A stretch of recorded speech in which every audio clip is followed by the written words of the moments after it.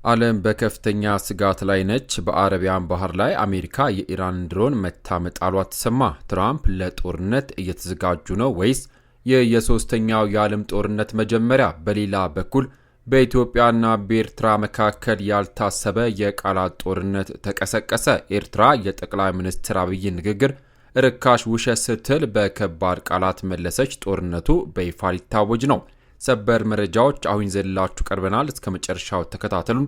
ጤና ይስጥልኝ፣ እንደምናላችሁ የቻናላችን ቤተሰቦች። ከመጀመራችን በፊት ግን እንደዚህ ያሉ ፈጣንና እውነተኛ መረጃዎች ሁልጊዜም ቀድሞ እንዲደርሷችሁ ቻናላችንን ሰብስክራይብ ማድረግ፣ የደውል ምልክቷን መጫን እንዳትረሱ። ወደ መረጃዎቹ አልፋለሁ፣ አብረን እንከታተለው።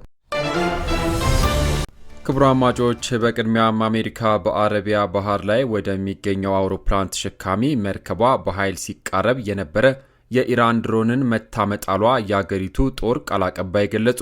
ድሮኑ ላይ ጥቃት የፈጸመው ዩኤስኤስ አብርሃም ሊንከን ከተባለው ግዙፉ የአሜሪካ የጦር መርከብ የተነሳ F-35C የተሰኘ የራዳር እይታን የሚያመልጥ ተዋጊ ጀት እንደሆነ የአሜሪካ ማዕከላዊ እዝ ቃል አቀባይ ካፒቴን ቲም ሃውኪንስ ተናግረዋል። እንደ ቃል አቀባዩ ገለጻ የማክሰኞ ዕለት ራስን የመከላከል እርምጃ የተወሰደው አውሮፕላን ተሸካሚ መርከብ ሰራተኞችን ለመጠበቅ ሲባል ነው ብሏል። ሲበር የነበረው ዓላማ ግልጽ እንዳልሆነ የተገለጸው ድሮን በሚጠጋበትም ወቅት የአሜሪካ የጦር መርከብ ከኢራን የባህር ዳርቻ በግምት 805 ኪሎ ሜትር ርቀት ላይ እንደነበረም ተገልጿል። ከዚህ ክስተት ጋር በተያያዘ የተጎዱ የአሜሪካ ወታደርም ሆነ ንብረት የለም ተብሏል። ይህ ሁኔታ የተፈጠረው በአሜሪካና ኢራን መካከል ያለው ውጥረት እየበረታ መሆኑን ተከትሎ ዋሽንግተን በቀጠናው ያላትን ወታደራዊ ኃይል እያጠናከረች ባለችበት ወቅት ነው።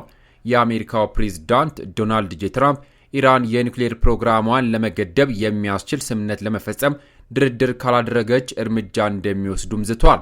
ከዚህ አስቀድሞ ደግሞ የአገሪቱ መንግስት በተቃውሞ ሰልፈኞች ላይ የወሰደውን እርምጃ በመቃወም ጣልቃ እንደሚገቡም ሲያስጠነቅቁ ነበር።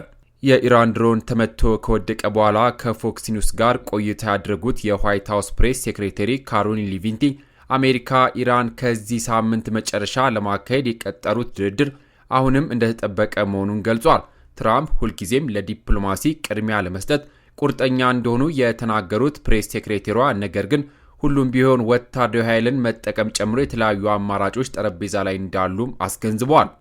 የኢራኑ ጠቅላይ መሪ አያቶላ አሊ ካሚኒ በኩላቸው አገራቸው ላይ የሚፈጸም ማንኛውም አይነት ጥቃት ቀጠናዊ ጦርነት እንደሚያስነሳ ማስጠንቀቃቸው ይታወሳል። የትናንቱ የድሮን ክስተት በተመለከተ ግን እስካሁን ድረስ ከቴህራን በኩል የተሰጠ አስተያየት የለም።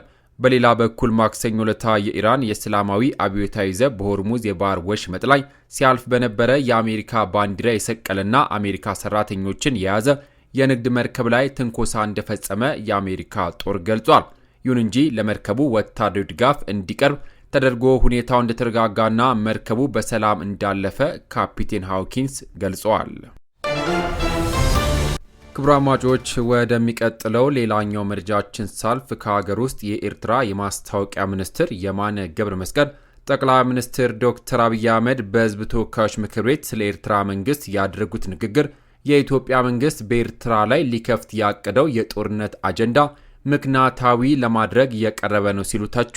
የኤርትራ መንግስት ቃል አቀባይ ማክሰኞ ጥር 26 2018 ዓ.ም ምሽት በኤክስ ገጻቸው ላይ ባሰፈሩ ጽሑፍ የኢትዮጵያ መንግስት በትግራይ ጦርነት ወቅትና ከጦርነት ረጅም ጊዜ በኋላ ለኤርትራ ሰራዊት የክብር ሜዳ ሲሰጥ ነበርም ብሏል። የማነ ይህን ያሉት ጠቅላይ ሚኒስትር ዶክተር አብይ አህመድ ከህዝብ ተወካዮች ምክር ቤት አባላት ለቀረቡላቸው ጥያቄዎች በሰጡት ማብራሪያ በትግራይ ጦርነት ወቅት የኤርትራ ወታደሮች የጅምላ ግድያን ጨምሮ የተለያዩ ግፎችን ፈጽመዋል በሚል ከወነጀሉ በኋላ ነው።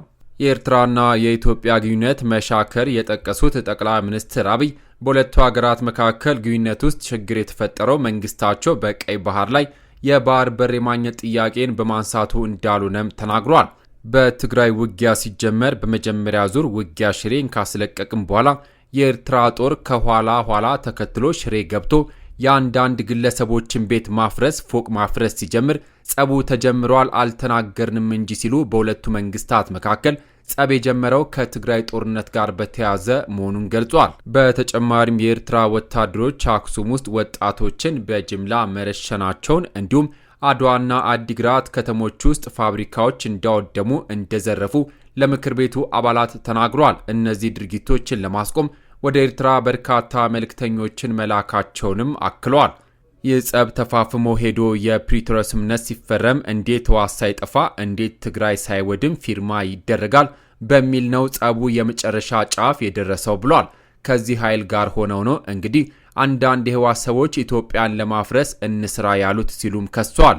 ለዚህም የጠቅላይ ሚኒስትሩ ንግግር በኋላ ላይ በኤክስ ገጻቸው ምላሽ ሰጡት የኤርትራ መንግስት ቃል አቀባይ አቶ የማነ የብልጽግና ፓርቲ አስቀያሚ መለያ ሆኖን ማጭበርበርና አታላይነት ዛሬ በህዝብ ተወካዮች ምክር ቤት ስብሰባ ላይ ታይቷል ብሏል። የብልጽግና ፓርቲ መሪና ከፍተኛ ወታደራዊ አዛዦች በትግራይ ጦርነት የተካሄደ በነበረበት ወቅትና ጦርነቱ ካቆመ በኋላ ለረጅም ጊዜ ለኤርትራ ሰራዊት ከፍተኛ ውዳሴ ሲያቀርቡ ነበርም ብሏል።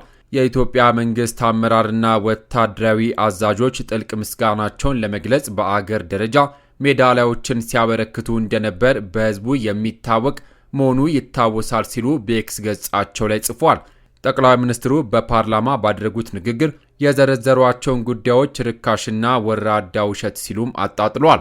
በኤርትራ ላይ የቀረበው ክስ የኢትዮጵያ መንግስት ሉዓላዊ የባህር በር የማግኘት በሚል ሽፋን በኤርትራ ላይ ሊከፍት ያቀደውን የጦርነት አጀንዳ ለመሸፈንና ምክንያታዊ ለማስመሰል በድፍረት የተቀረጸ ነው ሲሉም ወቅሷል። የማነ አስከትሎም ጠቅላይ ሚኒስትር ዶክተር አብይ አህመድ በፓርላማ ንግግራቸው ያነሱትን እስራኤል ከሶሪያ በወራ የያዘቻቸውን የጎላን ከፍታዎች ጉዳይም ጠቅሷል። አብይ በማብራሪያቸው ስለ መንግስታቸው የቀይ ባህር ጥያቄ እንደ ብሔራዊ አጀንዳ እንደሚገነዘበውም ተናግረዋል። እስራኤል የጎላን ተራራን የያዘችው ለብሔራዊ ደህንነቴ ለህልውናዬ ችግር ያጋጥመኛል ብላ ስላመነች ነው ያሉት ጠቅላይ ሚኒስትሩ አክለውም ቀይ ባህርና ኢትዮጵያ ለዘላለም ተነጣጥለው መኖር አይችሉም ሲሉም ተደምጧል። ኢትዮጵያ በቀይ ባህር ላይ የባህር በር ለማግኘት የምትፈልገው በቢዝነስ ህግ እንደሆነም ተናግሯል። በባህር በር ምትክ የታላቁ ኢትዮጵያ ህዳሴ ግድብ ወይም የኢትዮጵያ አየር መንገድ ድርሻ ሊቀርብ እንደሚችልም ጠቁሟል። ይህ ካልሆነ በሊዝ ወይም በመሬት ልውውጥ ሊከናወን እንደሚችልም አስረድቷል። የኢትዮጵያ ህዝብ እያለ ያለው በስምነት በገበያ ህግ ሳንጠፋፋ አብረን ለማደግ በድርድር እንፍታው እያለ ነው ሲሉም የመንግስታቸውን አቋም ገልጿል። ጠቅላይ ሚኒስትሩ በንግግራቸው ኢትዮጵያ አሰብ ላይ ወደብ፣ አየር ማረፊያ፣ መንገድ፣ ነዳጅ ማጣሪያ መገንባቷን አስታውሷል። ለኛ የሚገባንን በሆነ ምክንያት ዛሬ መከልከል ቢታሰብ በቀጣይነት ማስቀረት ስለማይቻል ወደማይፈለግ ነገር ሳይገባ በሰላም በድርድር መጨረስ ተገቢ ነው ብዬ አምናለሁ ብሏል። አብይ የጠቀሱትን የጎላን ከፍታዎች ምሳሌ ያነሱት የኤርትራ የማስታወቂያ ሚኒስትር ይህ ጉዳይ መነሳቱ የኢትዮጵያ መንግስት አስመራ ላይ ሊከፍት ያቀደው ግዴለሽና ህገወጥ የጦርነት አጀንዳ ምክንያታዊ ለማድረግ የቀረበ እንደሆነም ጽፈዋል። እንዲያውም የብልጽግና ፓርቲ መሪ በኤርትራ ላይ የያዘውን ግዴለሽና ህገወጥ የጦርነት አጀንዳ ምክንያታዊ ለማድረግ በሚል በዚሁ ንግግሩ ላይ የጎላን ከፍታዎች ምሳሌን ሲያነሳ ጨዋታውን ራሱ አጋልጦታልም ብሏል። ከፕሪቶሪያ ስምምነት መፈረም ወዲህ ግንኙነታቸው እየሻከረ የመጣው ኢትዮጵያና ኤርትራ አንዳቸው ሌላኛቸውን ሲወነጃጀሉም ቆይቷል። ከሳምንት በፊት የፌዴራል ፖሊስ የኤርትራ መንግስት በአማራ ክልል ለሚንቀሳቀሱ የታጣቂ ኃይሎች ልኳቸዋል ያሏቸውን የጦር መሳሪያዎች በቁጥጥር ስር መዋሉን አስታውቋል። ኤርትራ ግን ይህንን ውንጀላ ውድቅ አድርጋለች። ዘገባው የቢቢሲ ነው።